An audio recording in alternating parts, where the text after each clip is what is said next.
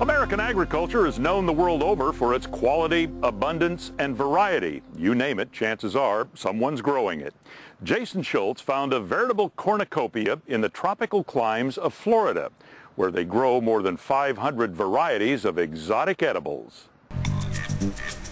A farm in the Heartland? Well, not exactly. It's more of an exhibition, a showcase for the exotic, the thorny, and the just plain strange. This is the Fruit and Spice Park, just south of Miami. It's a 39-acre garden of eccentric edibles from around the world. It started in 1944 as a reflection of our horticultural and agricultural community here.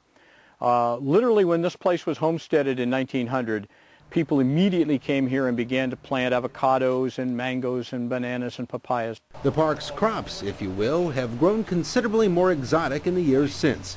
Its visitors today can observe more than 500 varieties of fruits, vegetables, spices, herbs, and nuts. Manager Chris Rollins took me on a tour.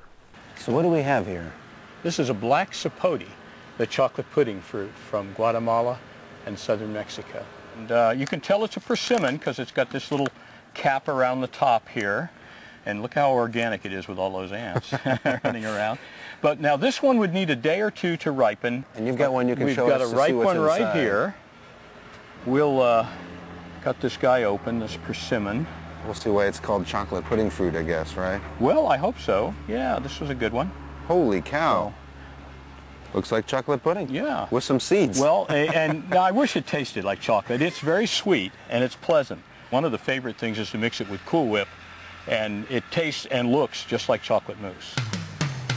South Florida, of course, is the perfect corner of the Heartland to grow delicacies like these. The area enjoys the only bona fide tropical climate in the United States. A fact not lost on the state's 40,000 commercial farms, but they're not growing jabotacaba or gac. So what do we have here? Well, this is this is one of our crowd pleasers with gardeners in South Florida. It's called a jabotacaba, and it's from southern Brazil.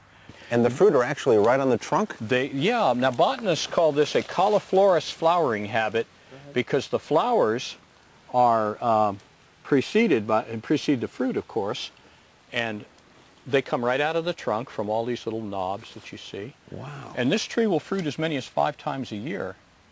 And 5 times a year? Yeah, it's got a chewy skin, a thick skin, and I'll let you try it. It has a little seed.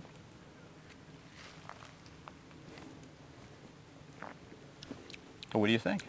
Oh, that's great. Now we're going to find some more gac. We got a beauty right here that's ready to go. And, you know, it's a vine, a cucurbit. It's a perennial. It'll grow for a number of years, 10 years in the same spot. Now, this will turn bright orange when it's ready to go, and the inside, of course, is the real surprise. And who eats these? Where are these come from? Well, Southeast Asia, although personally I find that North Vietnam, especially North Vietnam has them the most. Look at that. Now, one of the colloquial names for this is devil's guts, but GAC, gac, is the most widely used name. And this goop is around a bright red seed. And what part of it do you eat? Because you've got the exterior skin part, and then you've got the some people red. actually eat a little bit of the melon, but that's not the main thing. The main thing is this red stuff. For their part, Chris Rollins and his staff relish bringing visitors in on some of the secrets of this little corner of the world of farming and food. Miami-Dade County owns and operates the park, and some small farmers out there might like the idea of charging visitors $5 to get in. But you better have at least a couple dozen different kinds of things like mangoes, bananas, and bamboo laying around. Not to mention a little tram built just for getting your guests to the guavas.